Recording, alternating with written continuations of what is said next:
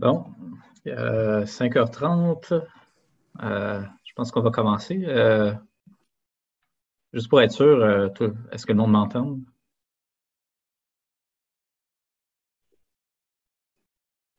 Oui. Oui, parfait. Fait que, ouais, bienvenue à une mensuelle de Agile Québec. Mon nom est Shérif Bénin. Donc, c'est le troisième mensuel qu'on fait virtuel à distance. Donc, aujourd'hui, c'est retour d'expérience safe à distance. Ça va être donné par Éric Lessard. Donc, premièrement, j'aimerais ça remercier CGI, là, notre partenaire Agile Québec, pour nous permettre justement de tenir ce genre d'activité. Donc, très important. Donc, les mensuels, c'est, comme ça le dit dans le nom, c'est des conférences qu'on tient à chaque mois. Donc, la prochaine va être quelque part dans le mois de juillet. On n'a pas encore la date précise, non, mais surveillez notre site ou notre compte Facebook et Twitter et compagnie. Juste avant de commencer, je vais juste expliquer un peu les fonctionnements, là, vu qu'on est à distance, pour ceux qui ne sont pas nécessairement habitués. Donc, en général, là, vous êtes tout le monde, par défaut, est sur mute, là, sauf les présentateurs. Si vous voulez poser des questions, il y a une fonction pour lever la main. Sinon, aussi, il y a le chat que vous pouvez utiliser. Puis c'est ça, là, moi, je vais prendre les questions au fur et à mesure qui arrivent. Par contre, dans le fond, il va y avoir des temps là, où est-ce qu'on va répondre juste pour ne pas interrompre la présentation. Fait qu'on va se prévoir du temps là, pour y répondre. Là. Donc, ça ne sera pas nécessairement instantané quand vous levez la main, mais éventuellement, on va... Fait que vous pouvez soit poser la question par le chat ou si vous levez la main, je peux vous donner la parole aussi, puis vous unmuter. Puis vous pouvez poser votre question là aussi si vous voulez. Donc, je pense qu'on serait prêt à commencer. Donc, je vais laisser la parole à Éric pour débuter ça. Excellent. Je vais commencer par remercier Agile Québec de m'avoir invité à faire une présentation mensuelle. Et puis, merci à tous ceux qui s'adjoignent à la présentation, justement, à vous réfugier à la maison, à l'air climatisé, profiter d'une présentation plutôt que de brûler au soleil.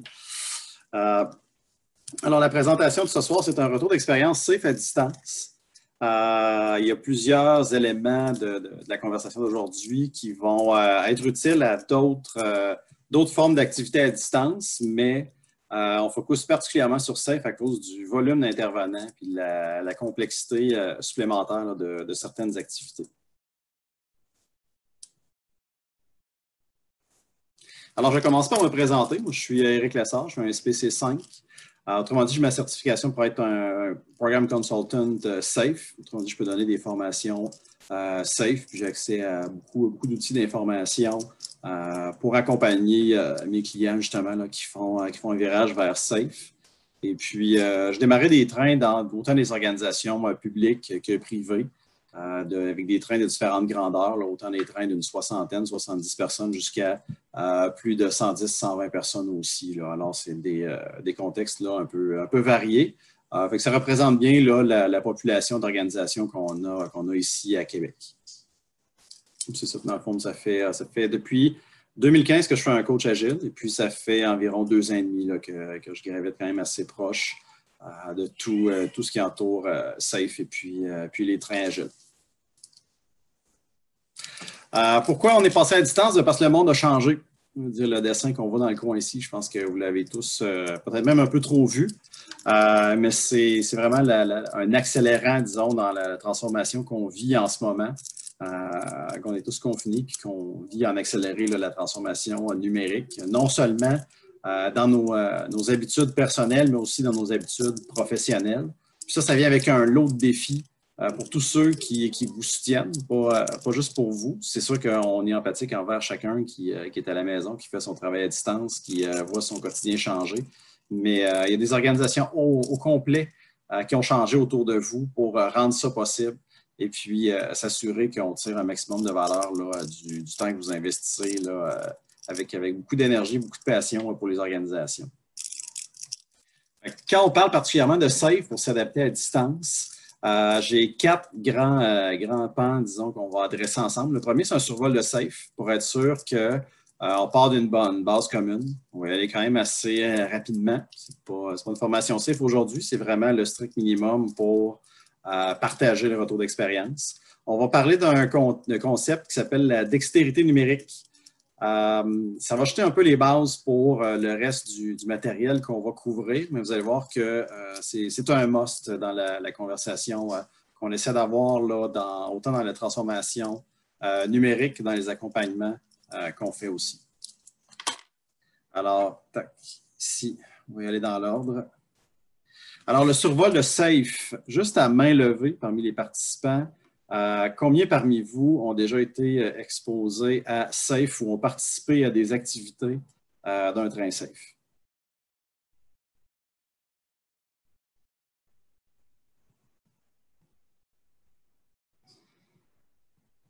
Okay. On a quelques personnes, mais pas la majorité. OK, ça vaut quand même la peine de faire un survol puis de s'assurer que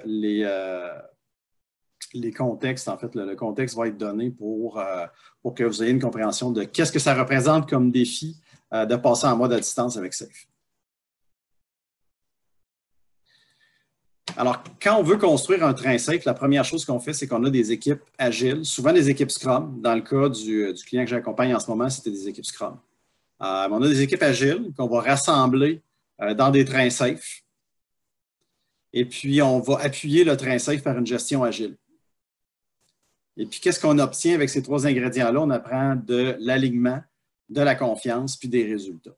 Ça, c'est le What's in it for me pour SAFE, en fait. C'est que l'organisation recherche à avoir alignement, confiance et résultats à l'échelle d'une grande quantité d'équipes agiles. Quand on veut répondre aux changements avec un cadre comme SAFE, ici, on a une image qui est souvent appelée le Big Picture. C'est une image qu'on retrouve, là, c'est la première chose qu'on voit sur le site de SAFE. Fait que si jamais ça vous intéresse de creuser un peu plus loin, chacun des pictogrammes dans l'image est cliquable. Mais qu'est-ce qui va nous intéresser aujourd'hui, c'est particulièrement le Agile Release Train qu'on voit au milieu. C'est écrit Continuous Delivery Pipeline au-dessus. C'est le train SAFE qui, lui, est la grande équipe d'équipes qui permet de faire de l'agilité à grande échelle. Qu'est-ce qu'on a au-dessus au niveau Large Solution et portfolio? C'est les principaux mécanismes quand on commence à impliquer un peu plus de gestion, un peu plus de, disons, des réalités de la grande entreprise. On n'a pas juste la réalité terrain des équipes, mais que dans une organisation, il y a de l'architecture d'entreprise, il y a de la conformité et toutes sortes d'autres préoccupations qu'on peut rajouter par-dessus un train qui, lui, en fait, est une équipe d'équipe agile. Comment on fait pour composer un train? J'en ai parlé rapidement de c'est quoi un train agile. Dans les organisations TI classiques, on a l'organigramme qu'on voit à côté. Là. Ça représente le découpage classique qu'on a par silo. Fait que chacun des silos qu'on a ici, c'est une discipline qui a ses directeurs, qui a ses chefs de service, ses chefs d'équipe. Et puis, c'est beaucoup dans une optique de coût, d'efficience, de s'assurer qu'il ne se gaspille pas d'argent, en fait, que chaque heure qui est passée par quelqu'un est facturée au bon endroit et que tout le monde est bien occupé et qu'on tire le maximum de la contribution de chacun. Mais qu'est-ce que ça crée comme phénomène? C'est qu'à ce moment-là, on a un environnement beaucoup moins fluide dans lequel travailler. Les gens ils font la tâche qui est dans leur responsabilité, dans leur petite case de leur bon vieux rassis. Mais quand vient le temps de livrer de la valeur bout en bout, c'est dur de trouver un fil conducteur énergisant. Alors, est-ce que c'est quelque chose qui ressemble à ce que vous vivez juste à main levée, à la réalité de vivre en silo?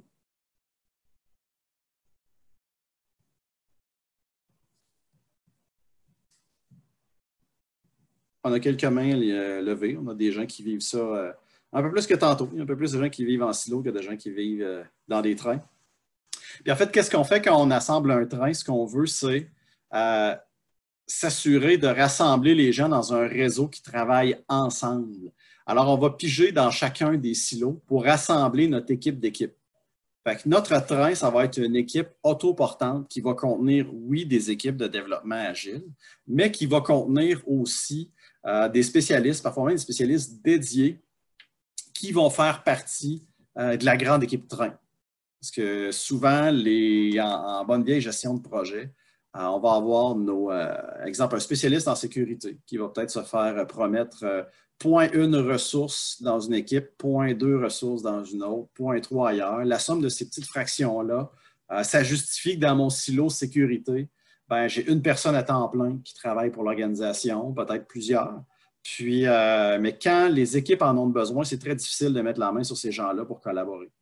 Tandis que si on travaille en train, puis qu'on fait un assemblage de ces équipes-là, peut-être que la somme de toutes mes équipes, tous les petits points 1 et les petits points 3, ça ferait que mon architecte de sécurité, là, au lieu d'être quelqu'un qui est bien, bien loin, puis que je peux juste avoir 0,1 dixième de son temps, bien, tout à coup, il devient dédié à mon train, puis peut être proactif, puis être en amont, nous aider dans l'architecture, nous aider dans la conception, puis être un acteur proactif, plutôt que d'être quelqu'un qu'on appelle des fois un peu trop tard, qui nous fait recommencer nos travaux, malheureusement, parce qu'on n'a pas pu s'arrimer à temps.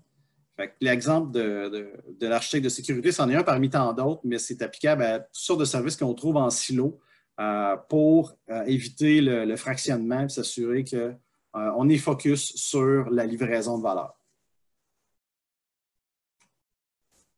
Puis ces gens-là qu'on assemble dans un train, ça leur rajoute des activités supplémentaires. Si vous connaissez déjà les équipes Agile Scrum, c'est quelque chose qui est déjà très, très, très répandu, les équipes Scrum. Je ne passerai pas beaucoup de temps à expliquer comment Scrum fonctionne, mais dans le cas de Safe, on a des constructions qui se ressemblent là, en termes de cérémonie et d'activités. Chacune des équipes qu'on a dans le train vont faire un plan commun. On voit ici Plan Together. C'est l'activité qu'ils vont faire en PI Planning, une cérémonie clé qu'on va discuter un petit peu plus loin.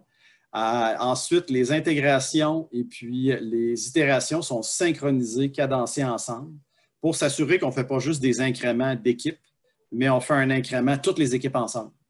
On fait des solutions intégrées. Ça, c'est parfait quand on livre vraiment une solution qui est trop grande pour être faite à une seule équipe. Le fait de coordonner toutes les équipes de la solution dans le même train, à ce moment-là, on a un incrément de solution, on a un incrément de comment ce qui est attendu, dans le fond, par l'usager fonctionne bout en bout. Pas juste l'intégration de mes formulaires à moi ou de ma section d'application. On veut vraiment le produit logiciel au complet, là, être capable de l'intégrer. Ensuite, on veut aussi apprendre ensemble, l'équivalent de ce qui se fait en rétro.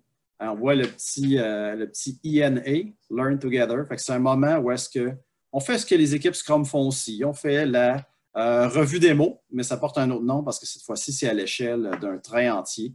Ça, c'est un autre mécanisme qui permet à ce que les équipes du train travaillent ensemble, démontrent ensemble l'ensemble de la solution intégrée et puis aussi puissent réfléchir ensemble à comment améliorer le processus à l'échelle du train. Pas juste faire des rétrospectives pour améliorer la dynamique et le fonctionnement de notre équipe, mais on veut aussi travailler sur notre train. Le programme Board, c'est un artefact aussi qui est très, très... un artefact fort dans Safe. C'est vraiment une plateforme d'alignement pour que toutes les équipes puissent travailler ensemble. Qu'est-ce qu'on voit ici? C'est dans leur carnet de produits, un élément de carnet, ceux qui utilisent un outil comme TFS ou Azure DevOps, en français qui s'appelle les fonctionnalités, en anglais les features. Ça, c'est un niveau de carnet de produits qui est arrimé à l'échelle d'un train. Ici, on voit dans la planification, exemple de nos amis, les dauphins, bien, ils ont plusieurs cartes qu'ils ont l'intention de compléter sur une planification de 5 sprints. Et puis, on voit les cartes rouges, c'est des cartes où il y a des dépendances. Et ça permet aux équipes de collaborer entre elles puis de signaler qu'ils attendent après les travaux d'une autre équipe. Et puis, une dépendance peut être aussi petite que nécessaire. Des fois, ça peut juste être un tout petit changement de code ou un service exposé ou quelque chose de tout simple, juste pour dire qu'on débloque les développements et puis que les gens puissent livrer la solution au complet. Comme on voit l'exemple ici qu'à l'itération 1.3, tout le monde travaille de concert pour que la foire commerciale qui est prévue à cette date-là soit un succès. Et on voit que le travail qui est fait par les licornes, à l'itération 1.3, ce n'est pas quelque chose qu'ils font tout seuls. Ça accumule des collaborations des dauphins, des ours, des iguanes, puis même l'équipe d'expérience client collabore. Puis on voit toute la complexité qu'on est capable de résoudre avec un tableau comme ça. C'est très, très intéressant d'avoir ça ici. Puis les cordes sur un tableau, moi, ça me donne un flair quand même assez intéressant sur le niveau de santé, en fait, de la collaboration. Si jamais le tableau devient une toile d'araignée complète de cordes, ben, c'est peut-être signe que découpage, architecture, surspécialisation des équipes, on peut détecter plein de choses avec ça. Puis inversement aussi, s'il n'y a aucune corde et que les équipes n'ont pas besoin de se parler pour livrer, c'est se demander pourquoi on fait un train. Mais tout ça pour dire que le programme board, c'est vraiment un artefact là, très, très fort quand vient le temps de collaborer et puis aussi de voir là, l'état de santé là, de la planification d'un train safe. On a aussi la boucle de rétroaction à échelle, le Plan, Do, Check, Act qu'on a en Adjust, en fait, qu'on a en ligne. Et puis, on l'a au niveau d'équipe.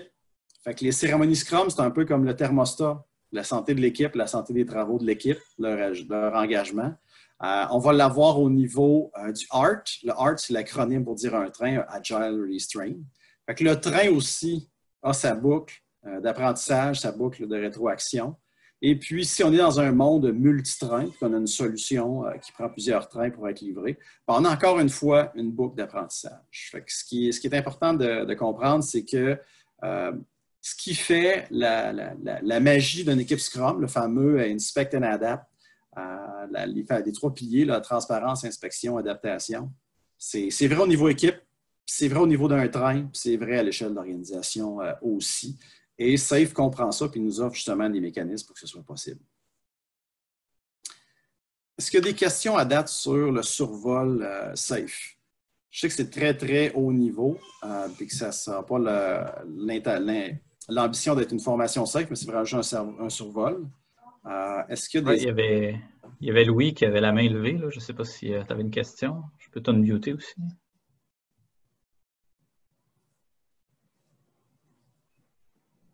Oh, peut-être pas. Louis, tu...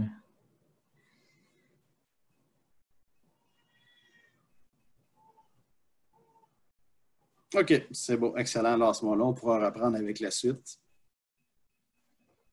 Un concept qui est important d'amener dans la situation actuelle, c'est la dextérité numérique. C'est quelque chose qui, je dirais, qui est doublement visible quand on est dans un environnement, entre autres comme un environnement safe, parce qu'on a beaucoup d'événements de groupe qui utilisaient souvent des artefacts physiques. Fait que le programme board que je montrais tantôt, souvent, cet artefact-là va être physique. Ça va être un grand tableau là, de 8 pieds de haut, de 16 pieds de large. Ça va être immense. Il va y avoir du carton, il va y avoir des fils, il va y avoir des posters partout avec des objectifs, des prévisions d'équipe. Faire la transition au numérique, ça demande un certain doigté. Et puis, ça amène à parler de la dextérité numérique. Puis, qu'est-ce que ça veut dire? Ça va nous donner un langage ensuite pour discuter des différents changements et des différents défis qu'on a rencontrés. Parce que quand on est passé en télétravail, il y en a pour qui ça a été comme un charme. Les gens étaient à la maison avec un équipement adéquat, avec tout ce qu'il fallait, puis ils voyaient beaucoup d'avantages. Puis il y a des gens qui l'ont vécu un peu plus difficilement. Ça n'a pas été évident pour tout le monde. Parce que le télétravail forcé, ça a été une expérience à géométrie variable. Fait que les gens ont des enfants, des animaux, ne sont pas toujours équipés, ils n'ont pas toujours un local adéquat pour être capable de travailler.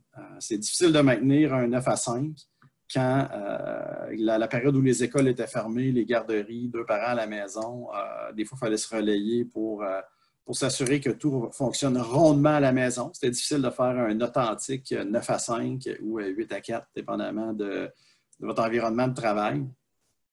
Et puis, pour d'autres personnes, ça a été une intensification de la cadence de travail. Ceux qui ont un métier qui est beaucoup axé sur des rencontres, le fait qu'il n'y ait pas de déplacement entre les étages, entre les bâtisses, entre les salles, les réunions s'enfilent une après l'autre. Ça va finir à 14 heures, puis la prochaine, elle commence à 14 heures pile. Fait que dans un outil comme, exemple, Microsoft Teams, on est encore dans une rencontre, on a encore nos dernières phrases en bouche, et puis ça pop pour dire qu'on est attendu à la prochaine. Alors, ça a été difficile aussi pour d'autres personnes qui ont fait la transition au télétravail un peu forcée. Et puis, les attentes des organisations aussi, on se demande aussi si ça a évolué ou pas. On a quand même beaucoup de gestionnaires qui sont restés dans une mentalité que l'important, c'est de faire des heures. C'est de faire le 35 heures, faire le 37 heures et demie, donner des statuts. Puis, j'avais des collègues, des confrères qui on dirait que le silence, ça les angoissait. Là. Le fait qu'ils ne donnent pas de statut ou ils s'en fassent pas demander, se demander s'ils étaient oubliés, etc. Fait que c'est, encore une fois, la culpabilité de faire des heures, donner des statuts. Et puis, des fois, il y a des perceptions aussi qui ont été un peu inconfortables, à savoir si les mécanismes de gestion étaient là pour nous aider ou pour nous contrôler. Comme coach, on encourage souvent les gens à être plus bienveillants qu'autre chose, à se dire que bon, mais il y a une bonne raison pour ça. Il faut voir c'est quoi l'intention, des fois, proposer des alternatives. Mais ça n'a pas été facile, puis ça n'a pas été une relation qui a été toujours très, très confortable, la relation employé-employeur durant le télétravail. Est-ce que ça vous parle? Qu'est-ce que je mentionne comme élément? Juste à main levée, voir si ce que je mentionne, ça vous rejoint comme réalité de télétravail. Oui, ça rejoint beaucoup de monde. Je pense qu'on a touché quelques cordes sensibles là-dessus. Le virage numérique forcé, ça a été forcé aussi pour les organisations. Puis, parce qu'en fait, on l'a vécu beaucoup d'un point de vue des gens qui ont vécu des difficultés, qui ont vécu des défis, mais les organisations aussi l'ont eu assez difficile. Puis ça m'a amené à relire un article de Gartner que j'avais vu cet automne, quelque chose qui est sorti au mois d'octobre. On n'était pas en pandémie rendu là, mais qu'est-ce que cet article-là parle? C'est de la dextérité numérique. Je pense que c'est un terme qu'on devrait de plus en plus utiliser parce que je trouve qu'il est très... il y a beaucoup de sens là-dedans qu'on peut aller chercher, puis ça nourrit la conversation, je trouve, comme concept. En fait, c'est que la dextérité numérique, c'est quelque chose qui peut être défini en deux termes. Fait qu'on a l'habilité, c'est le savoir-faire. C'est est-ce que nos gens sont capables de faire des gestes dans le monde numérique. L'autre chose aussi, c'est est-ce que nos organisations sont capables justement de soutenir ces gestes-là numériques. Fait qu'il y a autant la dimension pour les personnes que pour les organisations. Puis aussi, il y a l'ambition numérique. Parce que pour avoir la dextérité numérique, ça prend les deux. Fait que l'ambition, c'est quoi notre ouverture, puis c'est quoi notre tolérance au risque par rapport au numérique. Dans le cas d'une organisation, ce serait quoi les politiques en vigueur? Est-ce que ça supporte bien le télétravail? Est-ce que ça supporte bien les environnements numériques?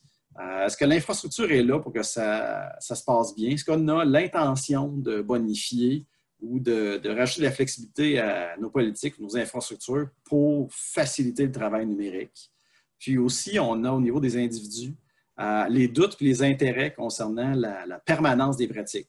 Okay. Bon, ben, le COVID, c'est quelque chose qui va passer. Puis, est-ce qu'on va revenir au bureau? Est-ce qu'on a hâte de revenir au bureau? Est-ce qu'il y en a qui ne veulent pas revenir au bureau? C'est de se poser la question, voir c'est quoi l'ambition numérique des gens, puis leur intérêt à s'investir, à devenir très, très habile avec les nouveaux outils.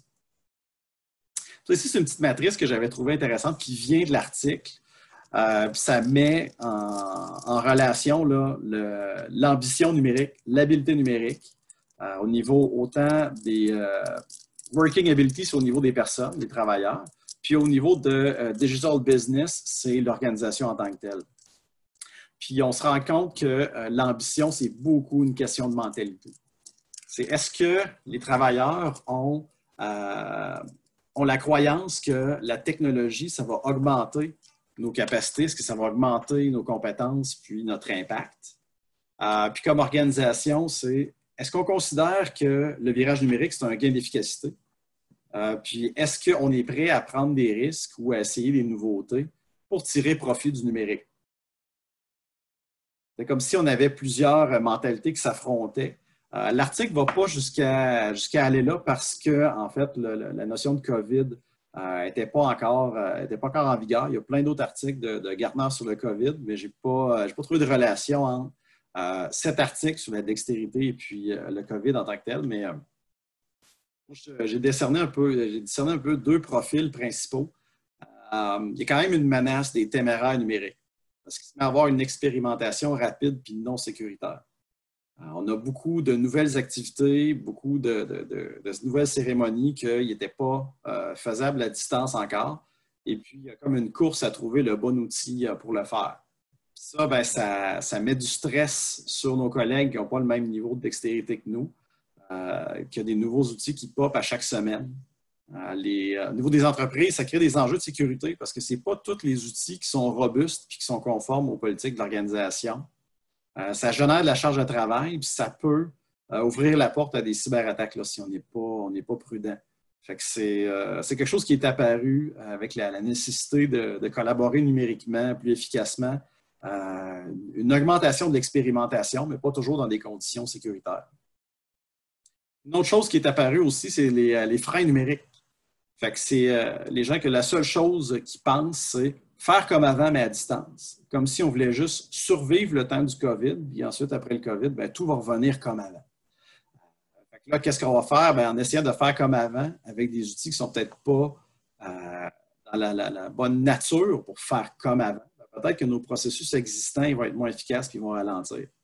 Peut-être qu'on va se faire dépasser par un concurrent plus ambitieux que lui ne fera pas juste changer d'outil, mais va changer de façon de faire. On risque aussi de démobiliser des employés ambitieux. On parlait juste avant qu'il y avait des gens téméraires et motivés qui voulaient expérimenter. Si on est dans une organisation qui systématiquement tue dans l'œuf toute expérimentation, ben, les gens qui sont dynamiques, qui sont explorateurs et qui sont novateurs, ça se peut qu'ils se démoralisent et qu'ils quittent l'organisation. J'ai vu des départs, même en période COVID, là, les gens ne sont pas soudés à leur chaise. Il y en a encore du roulement, il y en a encore des départs. Puis aussi, ça risque de compromettre la relance post-COVID de l'entreprise. Parce que pendant qu'une organisation se met sur pause ou se met au ralenti pour ne pas prendre de risques, ben, si le marché change, si la réalité change, ben, ça se peut que les opportunités, on les ait manquées. Puis quand vient le temps de redémarrer, ben, qu'on redémarre puis qu'il ne reste plus rien pour nous sur la table. Et ça, c'est des risques quand même importants aussi. Fait que les deux extrêmes, là, c'est des choses à surveiller là-dedans. Fait que les pistes de solutions, c'est qu'on veut essayer de trouver un équilibre payant. Puis, dans le cas de Safe, ça va provoquer des expérimentations rapides parce que au niveau du Scrum, les outils de cycle de vie de développement sont quand même assez matures. Puis, on peut faire la plupart des cérémonies Scrum dans les outils existants. Dans Safe, ce n'est pas toutes les compagnies qui ont d'entrée de jeu bonifié leur coffre à outils pour faire du Safe de façon numérique. Fait qu'à ce moment-là, il se crée de l'exploration plus rapide d'outils, puis il faut être vigilant là-dessus. Qu'est-ce qu'on regarde au niveau de l'organisation? C'est plus être dans une posture d'ouverture et de communication. Parce que des nouveaux défis, ça se peut que ça requiert des nouvelles solutions. Puis, quand on répond, dans le fond, à nos novateurs, à nos explorateurs, puis qu'on leur communique que certains outils, ben, on ne pourra pas les normaliser pour des raisons légitimes, ben, c'est de s'assurer de communiquer clairement, que ce ne soit pas juste de frapper un mur, de se faire dire non. C'est-à-dire, ben, tel outil, ben, il y a des failles de sécurité documentées, puis on ne veut pas de cet outil-là dans l'organisation parce que c'est trop risqué. Fait que ça s'explique à des gens, puis il y a moyen de l'expliquer logiquement aussi. Là, on est tous capables, je pense, d'avoir une conversation saine parce qu'on veut le bien-être de l'organisation au final, on veut un succès. Puis aussi, une chose qui peut être intéressante au niveau des gens sécurité, infra, c'est de se tenir au courant s'il existe des alternatives. S'il y a des outils que les gens nous parlent, ben, de regarder, en fait, là, qu'est-ce qui peut être offert comme alternative, puis avoir la conversation avec nos collaborateurs. Puis, au niveau des employés, ben, en fait, c'est adaptation et débrouillardise parce qu'on peut faire beaucoup de choses des fois avec les outils qu'on a déjà. Il suffit d'être un peu plus créatif. Puis de se placer en mode solution plus qu'en mode doléance. Parce que c'est facile de chialer, de dire la sécurité ou l'infra ne veulent pas. Mais qu'est-ce qu'on a essayé? Qu'est-ce qu'on a exploré? Puis si on arrive et on fait nos demandes en disant qu'on a essayé plein de façons de pallier à nos problèmes et à nos difficultés, puis on n'a pas d'alternative autre que le nouvel outil, ben, ce n'est pas la même conversation que si on arrive en mode ben, je veux le nouvel outil, puis que c'est la seule chose qu'on amène à la table. Puis aussi d'être patient puis d'être empathique là, envers nos collègues. En ce moment, ce n'est pas tout le monde qui a fait le choix de passer au numérique. Il y a des gens qui le vivent peut-être avec un peu plus de stress. Puis souvent, la solution la plus simple, ça va être la meilleure. Parce que ça peut être très, très attrayant de trouver des outils fancy et très attrayants visuellement. Mais si nos équipes ne sont pas capables de suivre, ça va être plus difficile, en fait, là, pour nos collègues. Ça va jusqu'à présent? Est-ce qu'il y a des questions? Oh. Oui, c'est ça. Il y avait, en tout cas, il y avait quelqu'un qui avait la main levée, mais je pense qu'il l'a plus. Pas de questions pour l'instant. Bon, ben, on continue. Excellent. Parce que ça, c'est en fait, la dextérité numérique, c'est quelque chose qui va expliquer plusieurs choses qu'on va regarder juste après. Là. Parce qu'ensuite, on va venir le temps de faire nos cérémonies en ligne. Fait que là, il y a les 4 cérémonies Scrum de base, tout simplement, avec notre guide Scrum, que la dernière mouture date de 2017. Fait que ça, c'est ce que ça contient. Essentiellement, Scrum, la planification de sprint, la mêlée, la revue, la rétro.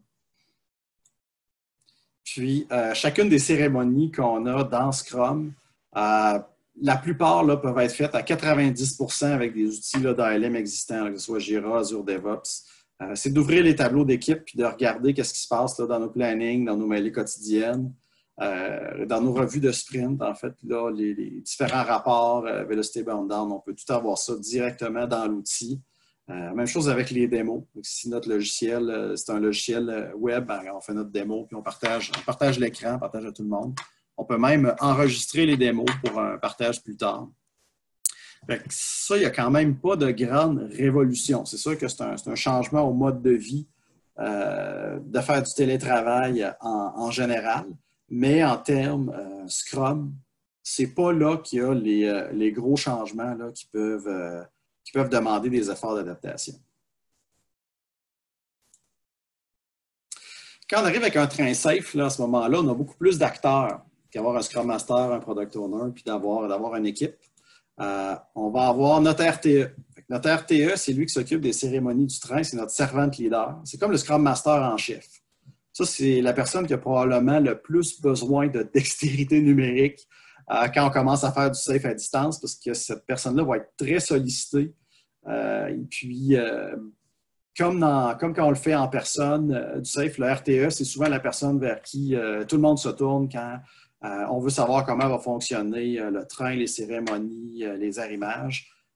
Fait qu'à ce moment-là, de tout migrer ces gestes en numérique, c'est quelqu'un qu'il faut qu'il soit vraiment préparé à vivre beaucoup, beaucoup de changements, là, puis aussi à amener du changement aussi. Ce n'est pas juste quelqu'un qui va recevoir du changement, c'est quelqu'un qui va en amener. Le PM, c'est notre autorité de contenu au niveau d'un train safe, le Product Manager. Dans certains cas, on dit Product Management parce que ça peut être une équipe quand le produit est suffisamment complexe. C'est une autorité de contenu, PO-DPO. Cette personne-là va travailler encore dans un backlog. Qu'est-ce qui va changer? Ça va être beaucoup les rencontres en amont de la création du backlog. Si jamais il y a des révisions de maquettes ou s'il y a des différentes activités sur le produit en tant que tel, je sais être prêt à ce que ça se fasse tout en numérique. Mais souvent, les gestes posés par un PM sont très souvent déjà numériques parce qu'on veut une traçabilité dans les outils de cycle de vie d'application, comme d'avoir des carnets Azure DevOps ou des carnets Jira. Cette personne-là va vivre des changements, surtout ceux qui sont amenés par le RTE là, au niveau des cérémonies et des arrimages. Alors, on a notre SA, qui est notre architecte au niveau train, qui est notre autorité technique, qui amène les normes, qui amène les enablers, qu'on appelle aussi des récits techniques dans les équipes agiles classiques. Lui aussi va travailler beaucoup en numérique. Si jamais les architectes avec qui vous travaillez sont beaucoup de style tableau blanc, schéma, il va falloir se convertir plus à des outils numériques. Mais si jamais c'est quelque chose qui... souvent, c'est quelque chose qui existe déjà dans les organisations, mais c'est souvent plus d'énergie à faire un schéma dans Visio que de faire un dessin au tableau blanc. Donc ça, c'est quelque chose qui va peut-être changer un peu la dynamique. Là, si on avait des architectes très collaboratifs, très tableau blanc, il va y avoir un petit peu de changement là, à vivre là-dessus. Les Scrum Masters, au niveau des cérémonies d'équipe, on en a parlé tantôt avec tout ce qui est Scrum. Puis il va collaborer avec le RTE. Là où les Scrum Masters vont vivre beaucoup de changements, c'est dans les cérémonies d'équipe. Les cérémonies de train, c'est-à-dire celles où est-ce que les Scrum Masters doivent travailler en équipe pour aider le RTE à faire avancer le train. On va voir les cérémonies plus tard, puis qu'est-ce que ça change pour les Scrum Masters.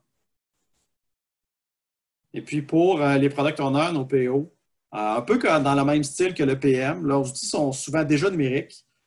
C'est surtout les cérémonies amenées par le RTE qui vont amener du changement parce que pour le quotidien Scrum, c'est des outils avec lesquels le PO est déjà familier là, souvent. Fait que si on regarde le fonctionnement d'un train safe, je vais juste étaler un peu les paramètres du train que j'accompagne en ce moment. Il peut y avoir des variations, mais si je peux vous mettre dans le contexte actuel. Le train, ça roule avec une vision et un roadmap. Fait qu'on prend des engagements sur 12 semaines puis on entrevoit 36. Dans la littérature safe, ça dit 8 à 12. Dans notre cas, on a pris 12. Puis on voit le PI actuel qui est engagé. Et puis on voit 24 semaines plus loin, d'où on entrevoit 36 semaines en avance dans notre cas. Alors, le backlog du programme, c'est quelque chose qui est réalisé en parallèle des réalisations.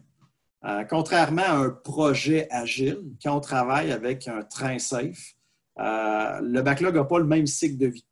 Avec un projet agile, on veut avoir le backlog au complet d'un coup, et puis on va le consommer. Puis souvent, il va y avoir des burn-down, des sunsets pour dire est-ce qu'on arrive au bout de notre backlog.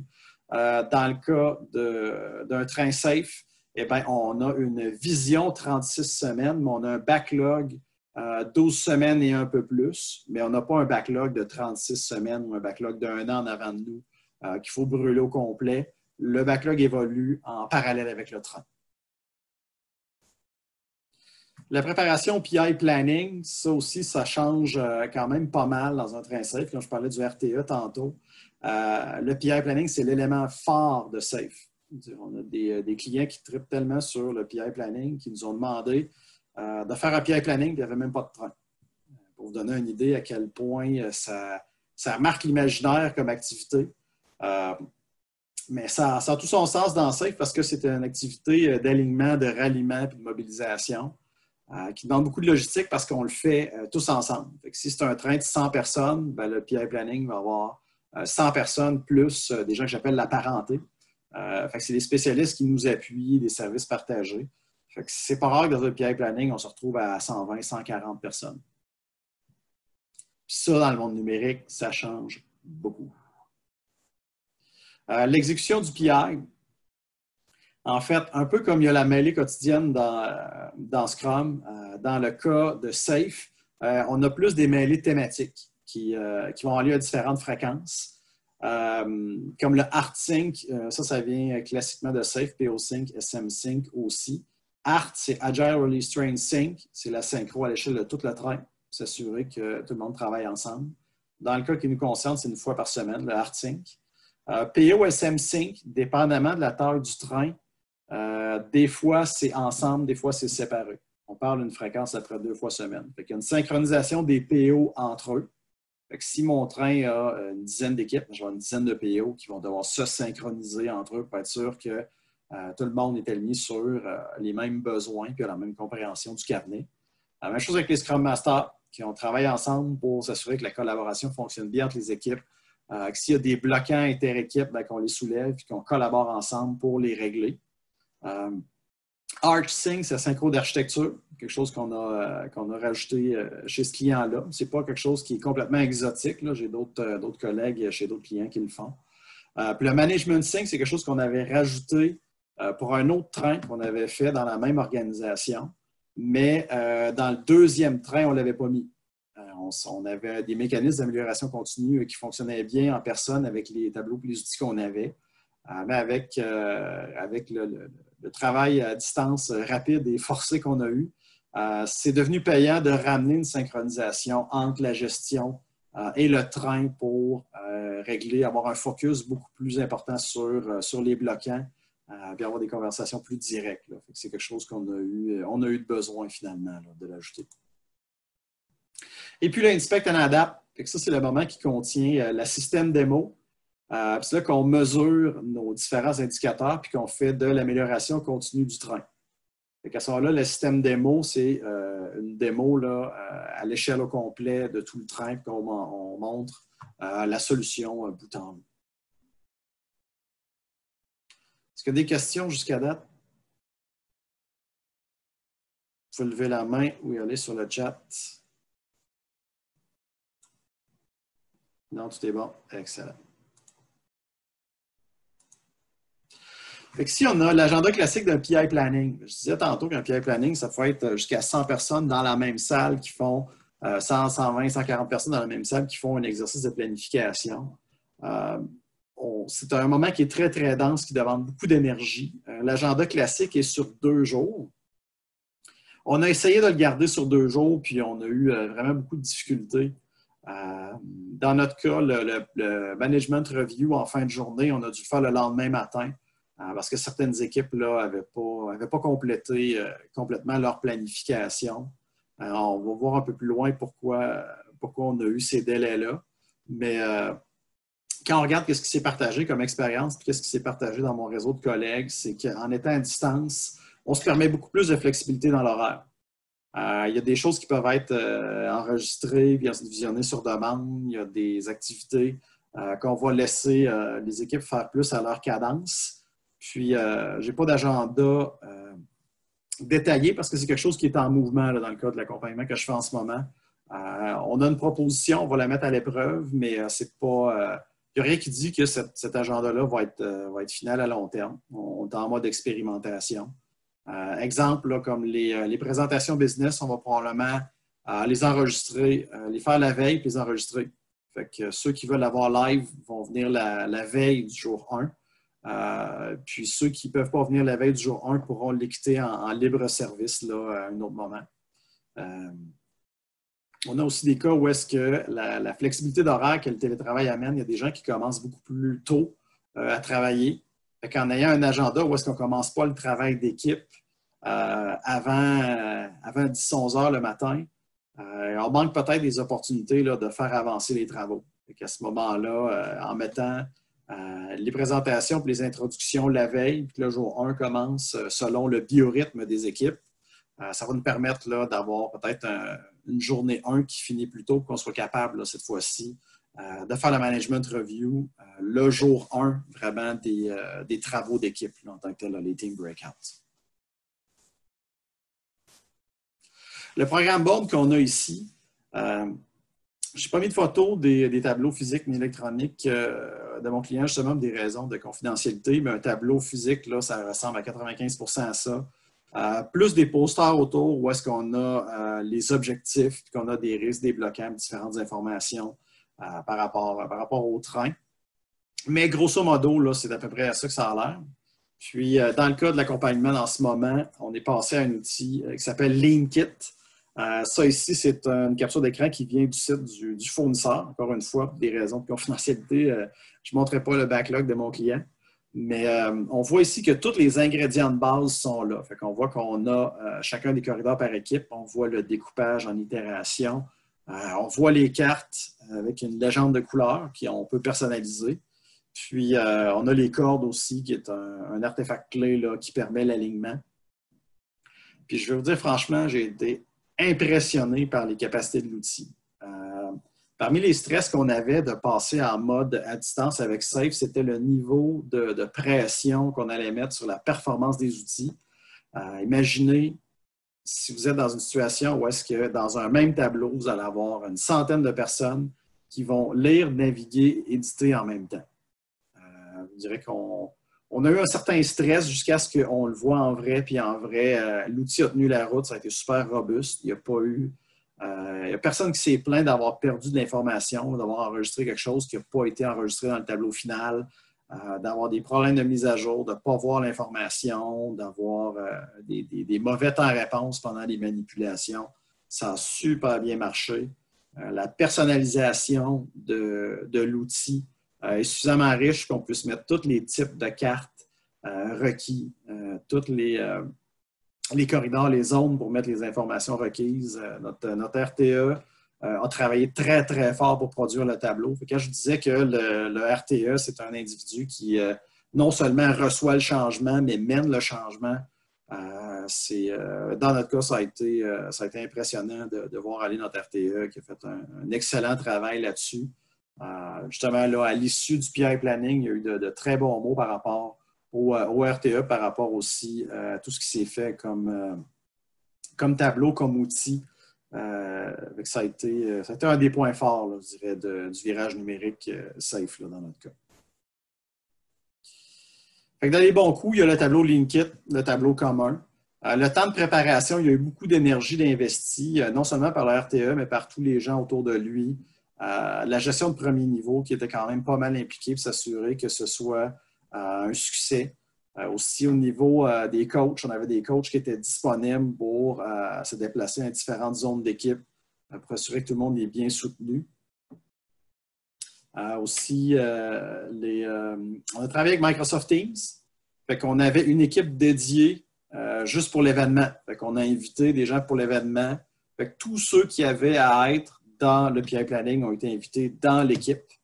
Et puis, tout ce qui était une table dans la salle de PI Planning, c'était un canal dans l'équipe. Puis les gens pouvaient se promener en libre service d'une table à l'autre. Comme on aurait souhaité le faire dans un vrai PI Planning, là, parce qu'on veut que les gens collaborent, on veut que les gens spontanément se promènent à le se voir puis qu'ils partagent. Puis on a eu certaines difficultés aussi. Là. Ça n'a pas été un conte de fées complètement rose. Là. On a eu nos petits glissements à nous aussi. Les Scrum Masters, on parlait de dextérité numérique tout à l'heure. Nos Scrum Masters n'ont pas tous eu le même niveau de confiance et d'habilité pour passer là-dessus parce qu'on ne leur a pas donné la chance de faire un dry run avant. Ça, c'est une leçon apprise que même si nos Scrum Masters sont des gens extraordinaires, débrouillards, qu'ils sont capables de faire des merveilles avec une poignée de Sharpie et une boîte de post-it, dans un monde numérique, c'est plus difficile d'improviser. Fait que nos Scrum Masters, on aurait dû leur donner un peu plus d'amour, qui arrivent avec plus de confiance et plus de préparation. Aussi, la gestion des visiteurs, ça a été un enjeu. Dans une des zones d'équipe, on s'est ramassé avec 35 personnes sur le canal pour une équipe de 11 personnes. Fait que ça veut dire qu'il y avait plus que 2 fois le nombre de visiteurs dans le même canal. Puis il y a certains qui ont intervenu par-dessus les conversations d'équipe. Ça, c'est quelque chose que dans le prochain PI Planning, on va mettre au clair. Vraiment, on s'attend à avoir moins de visiteurs, vu que le phénomène de nouveauté va être un peu moins là. Il va sûrement avoir moins de curieux. Mais on va aussi là, passer des messages. Puis encore là, les curieux, je ne veux pas que ce soit juste vu comme étant négativement, parce que d'avoir des visiteurs pendant un PI Planning, souvent, c'est une excellente gestion du changement parce que ça va créer l'engouement dans d'autres secteurs. Fait que c'est de ne pas nécessairement interdire les visiteurs parce que ça peut être pertinent d'avoir. Puis, visiteurs, je le dis au sens large, pas juste des gens en dehors du train, mais des fois des parties prenantes du train qui n'auraient pas nécessairement place à participer directement d'une conversation d'équipe. Mais ces gens-là, là, on veut les avoir aussi pour qu'ils soient au courant et qu'ils aient la vibe là, de comment ça se passe le terrain. L'autre chose aussi qu'on s'est rendu compte, c'est qu'on n'a pas assez profité des horaires variables que le télétravail amène, d'où l'intérêt d'enregistrer certains segments que les gens peuvent regarder là, à leur rythme, et peut-être commencer plus tôt ou finir plus tard, dépendamment de c'est quoi là, leur disponibilité à la maison, puis être un peu plus flexible là-dessus. Fait que ça, c'est quelque chose, là, mieux profiter des horaires variables en aménageant l'horaire différemment. Là, c'est là-dessus qu'on travaille là, dans les prochaines semaines. L'exécution du programme, fait que les différentes cérémonies, on le voit un peu comme en double boucle. Au milieu, on a la boucle Scrum, puis autour, on a la boucle Safe. Fait que les événements, on les a vus tantôt dans ma diapo avec les différentes vignettes qui parlent des différentes cérémonies. Puis, qu'est-ce qu'on s'est rendu compte pour ces cérémonies-là? C'est que l'utilisation des tableaux électroniques, mettons de prendre notre programme board puis de systématiquement le partager à tous les synchros, c'est gagnant parce qu'on parle du contenu, on parle de ce qui est actif. C'est très, très, très, très parlant. Nos artefacts ont été orientés synchro. Qu'est-ce qui a été difficile? Ça a été au niveau de la communication avec la gestion, parce que ça fait beaucoup de rencontres, beaucoup d'informations. C'est pas tout le temps clair c'est quoi l'action attendue de la gestion. Surtout quand on fait des synchros à grands groupes comme le Artsync, là, on peut être une quarantaine à regarder l'activité. On n'a pas toujours le temps ou la tribune parfaite pour se parler des sujets crunchy. C'est pour ça que ça a été intéressant de ramener le Management Sync pour justement régler les bloquants. On va essayer de ramener ça plus dans la boucle d'amélioration continue un peu plus général du train, mais ça nous a rendu service là, de ramener le Management Sync là, dans notre cas. L'Inspect and Adapt, puis les deux éléments, disons, qu'on a le plus bonifié à distance, ça a été l'utilisation des métriques, puis aussi le Problem Solving Workshop qu'on voit à droite, là, qui est un fishbone, le Ishikawa. Puis comment on a fait le Ishikawa, c'est qu'on s'est fait un gabarit Excel. Comme je disais tantôt, les différents outils dans l'organisation, on ne pouvait pas introduire n'importe quoi, n'importe quel outil. Je vois passer des gens qui disent qu'ils utilisent Miro, il y en a plein d'autres, Mural, il y a plein d'autres outils de collaboration, mais il faut aussi agir dans le respect de l'organisation avec laquelle on travaille. Puis ça se peut que, même si on trouve un outil vraiment sexy et vraiment le fun, ça se peut qu'on ne puisse pas le prendre. Ça fait que ça amène à passer en mode solution plus qu'en mode doléance. Et puis, qu'est-ce qu'on a fait? C'est qu'on s'est fait un gabarit dans Excel. Puis, on l'a utilisé comme ça, là, tout simplement, le dessin du fishbone avec des cellules, puis différents onglets pour les étapes de résolution du problème. Au niveau du Inspect and Adapt, ça a été un bon coup d'enregistrer les démos, parce que ce n'est pas tout le monde qui a pu assister à 100% des activités. L'enregistrer les démos, ça a été bon pour les revoir pour plus tard. D'avoir aussi, dans le cas du Problem Solving Workshop, on a refait un Teams à part. Parce que ce n'est pas nécessairement tous les participants au PI Planning qui vont être invités au Problem Solving. Ça permet d'avoir deux listes séparées d'invités sans qu'il y ait de collision entre les deux. On a eu des petits problèmes de performance avec les outils de Microsoft 365. C'est arrivé avec Notes ou avec des outils comme ça que plusieurs personnes collaborent dans le même document. Puis des fois, il y a des mises à jour qui échouent. Fait que dans notre cas ici, le facilitateur tenait le crayon. Puis c'est le facilitateur en fait, qui tapait les phrases dans le document. Et puis d'avoir un gabarit, ça a permis d'avoir une exécution rigoureuse de l'atelier. Que ce soit dans Excel ou dans Mural, dans un autre contexte, on a utilisé Mural pour faire le fishbone. D'avoir directement dans le gabarit d'outils les étapes, ça permet plus de rigueur et plus de constance d'une équipe à l'autre dans l'atelier. C'est ça. Puis une des difficultés et apprentissages qu'on a eu par rapport au Inspect and Adapt, c'est que les coachs ont été très, très impliqués là-dedans. Et puis, ça nous amène comme apprentissage. Puis le prochain, là, on va laisser un peu plus la main aux équipes pour le faire.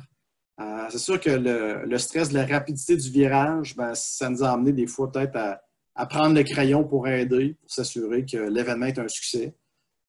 Puis après ça, laisser les équipes se l'approprier. Est-ce qu'il y a des questions par rapport à nos leçons apprises puis les choses qu'on a expérimentées dans nos cérémonies SAFE?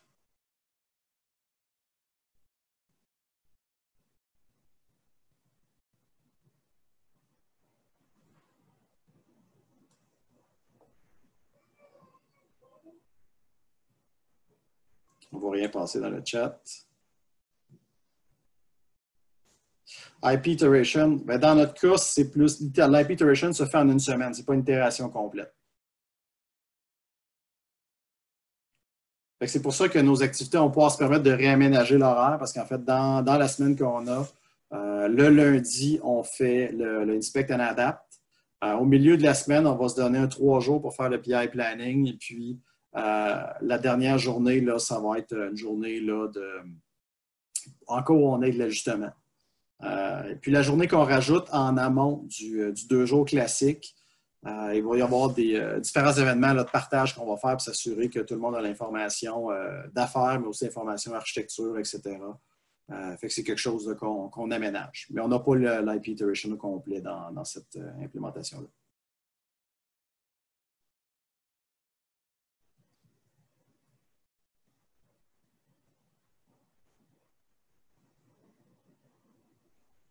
Est-ce qu'il y a d'autres questions, commentaires? Il y a une main levée. Oui. Kadiatou. Je vais te donner la parole.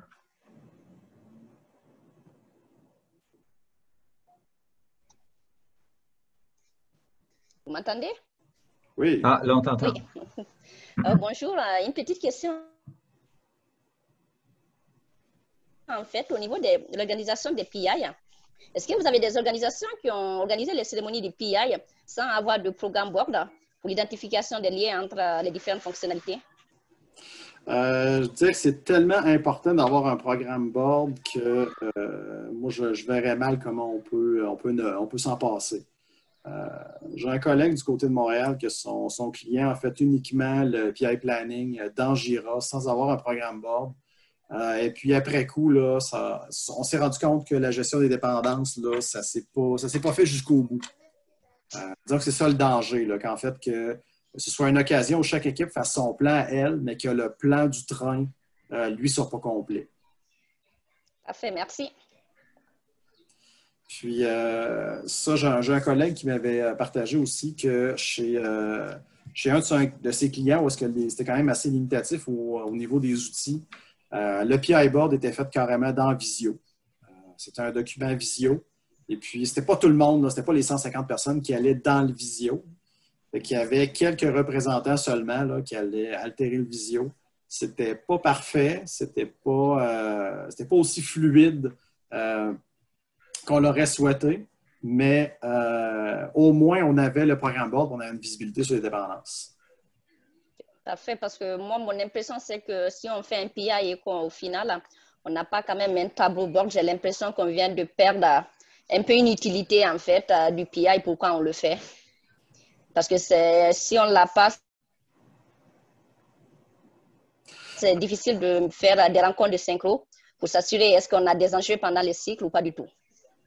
On revient à une des phrases que je disais plus tôt. Si dans l'organisation, il n'y a vraiment pas moyen d'avoir accès à un Linkit, un Miro, un Mural de ce monde, puis qu'exemple, on a un train de peut-être 7-8 équipes, ben, peut-être que le programme board, dans ce cas-là, ce serait de le faire, exemple, dans un PowerPoint ou dans un Visio. Et puis qu'il y a très peu d'éditeurs dedans pour s'assurer qu'il n'y a pas de conflit d'édition dans l'outil. Mais qu'au moins, on a un artefact rassembleur. Là. Parfait. Merci. Oui, pas de problème. On a une question de Sébastien. Avez-vous des trucs pour arrimer le tableau Kanban, Program Board, pour obtenir de l'uniformité et ne pas perdre des points de suivi entre les différents ateliers de synchro? Je pense que j'aurais besoin de plus de détails sur la question pour bien répondre. Si Sébastien, tu peux partager au micro, s'il te plaît, donner plus de contexte.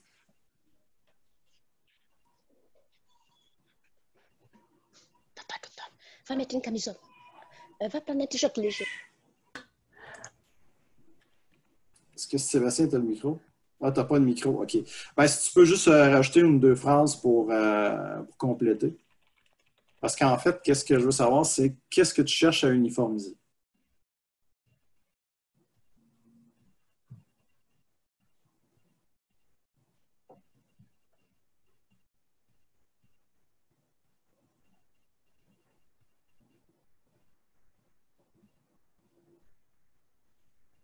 En tant que Scrum, c'est difficile de naviguer dans plusieurs boards.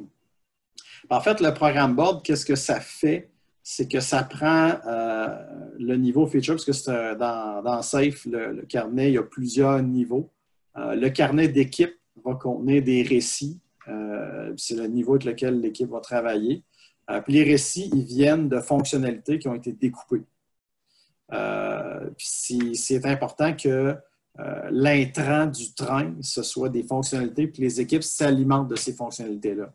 Puis si les équipes ne fonctionnent pas comme ça, il n'y a aucun tableau qui peut vous sauver. Il faut s'entendre sur c'est quoi les niveaux du carnet, et puis que les équipes s'entendent entre elles là, avec le RTE sur c'est quoi les fonctionnalités, là, les features, et puis comment on opère avec ça. C'est vraiment là que la discussion devrait avoir lieu plutôt que sur les tableaux en tant que tel. Parce que même avec des beaux tableaux, si on n'a pas la même définition des éléments qu'on met dedans, ça va être difficile de s'arrimer. Je vois aussi par rapport à deux équipes agiles. Ben, c'est peut-être overkill parce que dans un cas d'un petit train, parce qu'en fait, qu'est-ce qui est recommandé? C'est entre 50 et 125 personnes comme taille d'un train.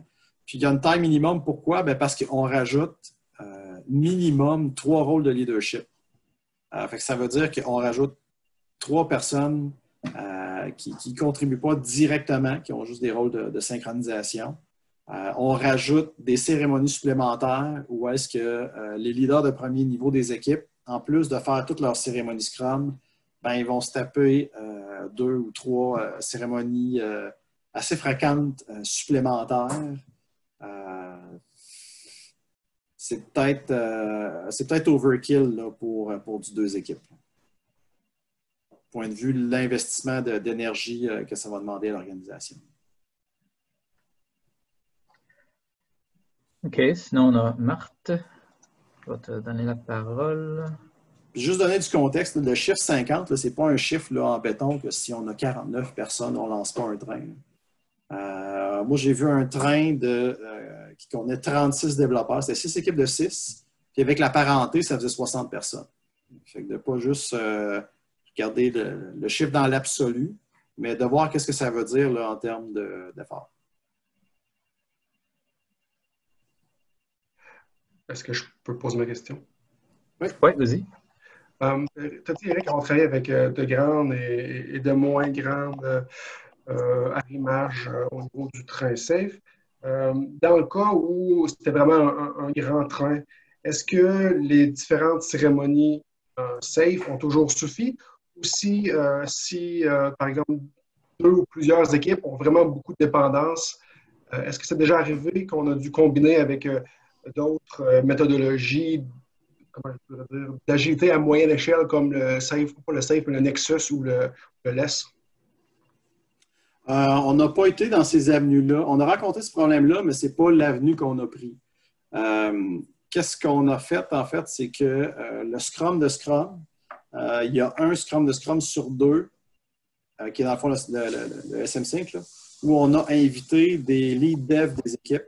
Fait que le contenu du Scrum, c'était pas juste des bloquants puis des arrivages avec les cartes. Il y avait aussi des discussions de contenu au niveau des équipes. Au niveau du PO5, dépasser un certain nombre de personnes, comme n'importe quelle bonne mêlée. On ne fait pas une mêlée à 24 personnes. Si on a 12 équipes, ça se peut que les Scrum Masters et les PO se synchronisent séparément, mais que le RTE aille aux 2 pour être le fil conducteur là, entre les deux conversations. Mais c'est quelque chose là, qu'on peut régler sans trop ajouter d'artifice. C'est déjà relativement built-in là-dessus. Merci. Puis un petit ajout, le management sync, parce que souvent, quand on se retrouve dans une organisation d'une grande taille, parce que si on dit un train d'une grande taille, probablement que l'organisation est grande aussi. À ce moment-là, on a souvent plusieurs paliers de gestion de plus. Fait que là, on se retrouve avec des coordonnateurs ou des directeurs adjoints, directrices adjointes, des gens comme ça, qui se rajoutent, puis qu'on peut mettre à contribution, mais que par défaut, dans le framework, il n'y a pas vraiment de porte ouverte pour eux. Fait que le management sync qu'on a rajouté dans notre cas, ça a été une porte ouverte pour que ces gens-là puissent contribuer là, à enlever des bloquants.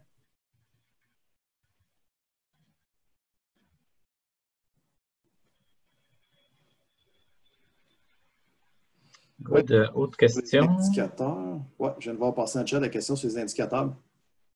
En fait, les indicateurs changent parce que les indicateurs un peu plus qu'on a connus beaucoup à Québec, là, normalement avec les fameux Sunset Graph. Les Sunset Graph, ça fonctionne quand on est un peu plus en mode projet agile, dans le sens où est-ce qu'on a un carnet, puis notre but, c'est de voir si après un certain nombre d'itérations, si on consomme notre carnet, si on consomme tous les obligatoires d'un carnet ou pas. Le Sunset Graph, ça devient un peu moins pertinent en safe. Qu'est-ce qu'on va regarder, c'est notre prédictibilité. On regarde est-ce que notre vélocité est stable, est-ce que le nombre de récits, le nombre de fonctionnalités qu'on sort, est-ce que ce nombre-là, est-ce qu'il est stable, est-ce qu'on rencontre nos engagements? Est-ce que les points de valeur d'affaires sur lesquels on s'est engagé à notre PI planning, est-ce qu'on les livre? Puis, parce qu'on se rend compte aussi au fil du temps que les équipes ils finissent par développer un pattern de découpage puis découpent sensiblement de la même manière. Ça devient quasiment plus intéressant de regarder le nombre de récits qui est complété que les points en tant que tels. Fait que ça, c'est quelque chose qu'on va plus mesurer. Là. Il y a plusieurs indicateurs clés là, qu'on va avoir comme le débit et le temps de cycle au niveau des récits, le débit et le temps de cycle au niveau des fonctionnalités. C'est plus des indicateurs Kanban là, qui vont devenir pertinents au niveau d'un train. Oui, la taille de récit change, mais au fil du temps, même si la taille change sur une longue période, les stratégies de découpage se stabilisent quand même. C'est surprenant à quel point, quand on suit une même équipe pendant un certain temps, que le nombre de cartes va être un meilleur indicateur que les points.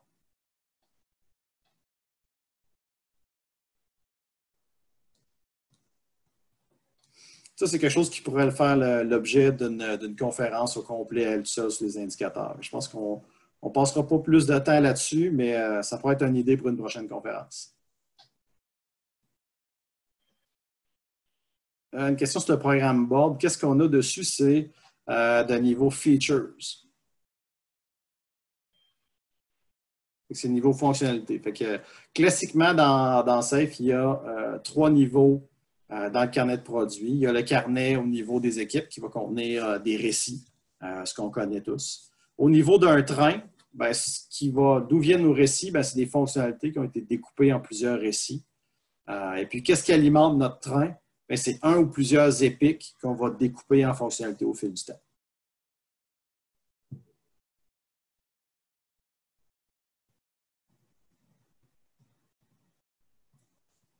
S'il n'y a pas d'autres questions, on passerait aux leçons apprises sur la facilitation en ligne, au service du temps, si on veut passer à travers notre contenu dans l'heure et demie qu'on s'est alloué. On finirait avec ça ici, les leçons apprises sur la facilitation en ligne. Qu'est-ce qu'on s'est rendu compte? C'est que le travail à distance, c'est quelque chose qui a soulevé beaucoup d'intérêt, autant pour les organisations que pour les gens. On a développé des trucs et astuces avec les outils. On s'est rendu compte aussi que la dextérité numérique, c'est pas binaire. Il y a des gens qui ont l'ambition, il y a des gens qui n'ont pas l'habilité. Puis il y a des gens qui auraient l'habilité, mais qui n'ont pas l'ambition. Ça, c'est quelque chose qu'on a appris aussi à détecter puis à lancer dans les conversations. Puis la visibilité de la gestion aussi, c'est quelque chose auquel il faut s'attarder et s'assurer que nos gestionnaires ont les portes d'entrée là, pour intervenir dans nos organisations agiles sans vraiment briser ce qu'on essaie de mettre en place. Fait que pour le travail à distance, c'est que dans le cas de toutes les cérémonies civiles qu'on a mis, il y en a qui ont préféré les versions à distance versus les versions en personne. Ils nous ont même demandé qu'un coup le confinement fini, le COVID passé, est-ce qu'on peut continuer à faire nos cérémonies à distance? C'est moins bruyant, plus facile de se concentrer, on peut en enregistrer, etc. Fait que ça, c'est quelque chose qui va être probablement une conversation future à avoir là, quand le retour au bureau va s'annoncer. Qu'est-ce qui va rester numérique? Qu'est-ce qui va revenir un peu plus classique? Belle conversation qui s'en vient. Parce qu'en fait, tout ce que ça amène en termes de flexibilité, en termes de temps que les gens sauvent, il y en a qui voient beaucoup de bénéfices là-dedans. C'est sûr qu'on entend, il y a beaucoup de visibilité dans les médias sur les doléances du travail à distance. Mais il y a beaucoup de gens que ça les satisfait beaucoup là, de travailler à distance. On va voir ce que ça va nous amener un peu plus tard. Mais le virage numérique, dans notre cas, ça a été suffisamment réussi pour que les gens souhaitent en avoir plus. Au niveau des trucs par rapport aux outils numériques, c'est pratiquez-vous en avance. Puis une bonne façon de se pratiquer là, qui va vous demander pas trop d'énergie, puis qui va être payante, c'est de faire des activités ludiques avec les outils cibles. Comme mettons, si vous commencez à travailler avec Miro, avec Mural ou un outil comme ça, peut-être commencer avec un petit outil super simple là, de team building avec des post-it, avec des collages, mettons, pour apprendre à se connaître ou pour faire des partages avec des photos. J'avais même un collègue que pour briser la glace avec les nouveaux outils, il a fait un concours de GIF animé. Qui avait mis un proverbe ou une expression sur le tableau. Puis les gens avec l'outil, il fallait qu'ils insèrent un GIF animé qui avait rapport avec le proverbe ou avec le dicton qui était là. Ça a été une belle façon que les gens puissent s'approprier l'outil, explorer, modifier le contenu, sans qu'il y ait de pression ou de stress là, à ne pas bien utiliser l'outil. Aussi, au niveau de la charge et de la performance, de ne pas attendre le jour J avant de tester la performance. Parce que si Si l'outil ne répond pas ou que l'outil plante carrément sous la charge, ben, vous allez faire perdre du temps à beaucoup de gens là, qui ont été mobilisés, là, parce qu'il y a certaines cérémonies safe qui mobilisent beaucoup de gens. Fait que si jamais vous mobilisez 100 personnes puis que votre stratégie ne fonctionne pas, chaque minute que vous perdez, ben, ça peut être 100 personnes qui attendent 1 minute. Fait que si vous perdez 30 minutes, ben, il y a 100 personnes qui ont perdu 30 minutes. Fait que ça va vite. Aussi, regardez avec vos organisations là, au niveau de avec ou sans caméra, dépendamment des capacités réseau de votre organisation. Ça se peut que vous ayez des contraintes. Assurez-vous là, de vous renseigner comme il faut et avoir l'information à jour là-dessus. Puis différents plans B qui sont possibles, comme le problème de performance qu'on a eu avec Microsoft 365. Dans notre cas, on s'est assuré que ce soit juste le facilitateur qui fasse la saisie. Qu'au lieu d'avoir les 20-30 personnes qui tapent directement dans l'outil, d'avoir le facilitateur qui fait la conversation puis qui tape, puis que les commentaires des gens passent à l'oral ou par le chat, ça a été une façon là, de s'en sortir. Ou une chose aussi qu'on peut faire, c'est, j'ai mis en amont, mais ça peut être asynchrone, un sondage qu'on envoie en avance ou qu'on envoie en parallèle de l'activité pour que les gens répondent dedans. Il y a beaucoup d'outils de collaboration, que ce soit Zoom, Teams, etc., qu'on peut envoyer des sondages là, dans le groupe de travail pour ramasser de l'information rapidement. Ça, c'est une fonctionnalité le fun à utiliser là, dans les ateliers collaboratifs. La dextérité, c'est l'ambition et l'habileté, c'est deux choses différentes. Ça se peut qu'on ait un et qu'on n'ait pas l'autre. La capacité d'improviser au tableau blanc qu'on reconnaît souvent au bon Scrum Master et au bon coach, ça ne se transfère pas instantanément. Ce n'est pas parce que vous étiez habile la veille avec une poignée de Sharpie et une boîte de Post-it que de passer subitement en ligne, ça devient gratuit. Laissez le temps à vos Scrum Masters de s'habituer aux nouveaux outils, de se pratiquer. Les exigences envers un Scrum Master, ça devient un peu plus haut à distance, il faut que ce soit plus structurant. Il y a moins de place à l'improvisation. Fait que ça demande un peu plus de préparation. Puis la charge de travail n'est pas négligeable. Si vous aviez déjà la broue dans le toupette comme Scrum Master, dans le passage en ligne, surtout dans un train safe, là, avec tous les nouveaux outils avec lesquels vous allez devoir vous familiariser, assurez-vous que votre gestionnaire est au courant que votre charge de travail va augmenter. Puis de ne pas non plus négliger la dextérité des participants. Ça, c'est le deuxième volet. Si, comme facilitateur, on s'emballe en regardant les outils et en regardant tout ce qu'on peut faire avec, mais que quand on l'amène à nos équipes ne sont pas capables de suivre, à ce moment-là, on va créer plus de stress que de bénéfices. Juste un exemple, là, une de nos Scrum Masters qui aurait pu utiliser des sondages ou des outils numériques pour faire le poker planning dans ses équipes. Mais qu'est-ce qu'elle a utilisé? C'est qu'elle est allée avec le chat, tout simplement. Fait que dans le chat qu'il y avait dans l'outil de collaboration, elle donnait le go, puis tout le monde tapait spontanément qu'est-ce qu'il évaluait en poker planning. Puis c'était très, très simple, très efficace. Puis aussi, ça n'a pas mis de pression sur les participants là, à s'adapter à un outil là, rapidement. Peut-être qu'à terme, il y aura une évolution, mais d'un premier temps, là, une solution simple, ça en fait le travail. La visibilité à la gestion, parce que c'est très difficile de marcher un plancher virtuel. Les gens travaillent à distance, on ne peut pas toujours avoir le pouls, on ne peut pas être dans toutes les rencontres, on ne peut pas passer en avant d'une salle puis entendre du coin de l'oreille une discussion qui se passe qui pourrait attirer notre attention. Fait qu'une des choses qu'on peut faire là, pour avoir la vibe en mode virtuel, des sondages, des rencontres d'équipe, c'est quelque chose que la gestion peut faire pour ramasser de l'information. Dans notre cas, le retour du Management Sync pour provoquer des conversations, parce que des fois, dans le feu de l'action, dans une synchro à 50 personnes avec les timebox qui sont courts, on ne va pas jusqu'au fond des sujets. Fait que d'avoir une synchro exprès pour ça, ben, on peut des fois aller un peu plus loin. Fait que ça nous a aidés.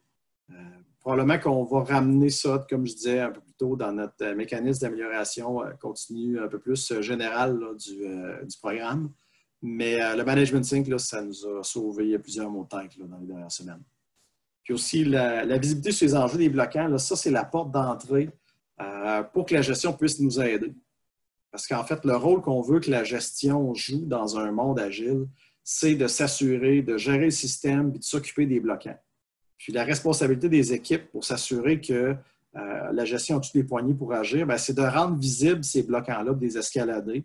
Fait que s'assurer que dans nos tableaux, dans nos outils, on les rend visibles, les bloquants. Puis que nos outils aussi nous permettent de rendre visible que la gestion est en action sur les bloquants. Fait que d'avoir un Kanban numérique de bloquants que la gestion peut utiliser, c'est quelque chose là, de très, très, très, très positif là, pour aider les équipes. Est-ce qu'il y a des questions ou commentaires avant qu'on passe à la conclusion un peu plus générale de la présentation?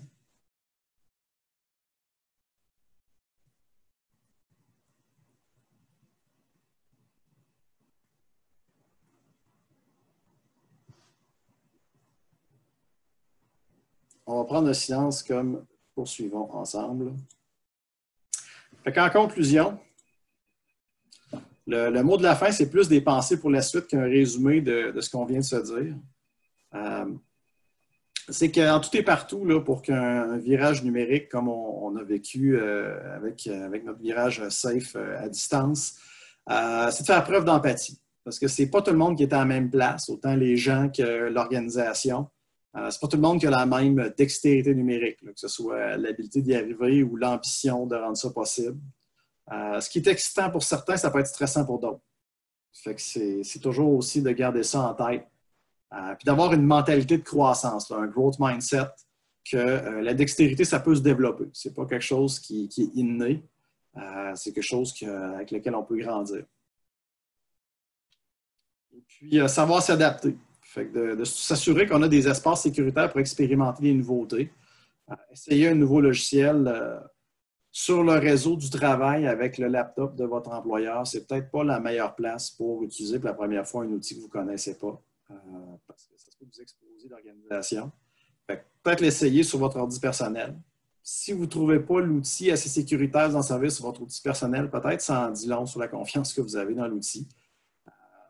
Peut-être faire attention avant d'essayer des outils directement dans l'espace de travail. Être créatif avec les outils en place, comme on parlait tantôt du programme board, si on n'a pas les outils un peu plus collaboratifs, glamour, qu'on voit dans les webinars sur Internet que tout le monde prend. Des fois, il faut être créatif avec ce qu'on a. Puis, il faut être ouvert au changement. Ça va demander beaucoup, beaucoup d'ouverture que de faire ce virage-là. Parce que d'une organisation à l'autre, là, les normes ne sont pas les mêmes, les logiciels en place ne sont pas les mêmes. Il faut être très, très ouvert là, à ce que ce soit différent d'une organisation à l'autre. Puis, qu'est-ce que vous visez comme cible, ça se peut que ça évolue. Ouais, je vois une question sur comment coacher la direction. En fait, ça passe par la confiance. Puis la confiance, en fait, c'est par la transparence entre les coachs puis la gestion. Qu'est-ce qui est super intéressant dans un environnement safe, c'est que ça nous donne une cadence. En fait, deux cadences. On a une cadence de sprint, puis on a une cadence de PI.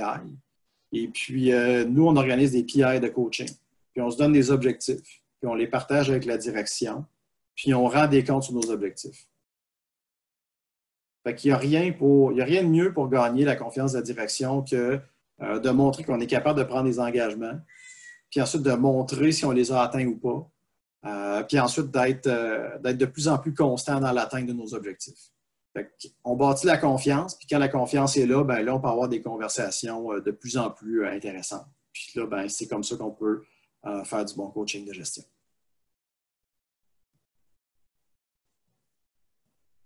Est-ce qu'il y avait d'autres questions ou commentaires généraux sur la présentation?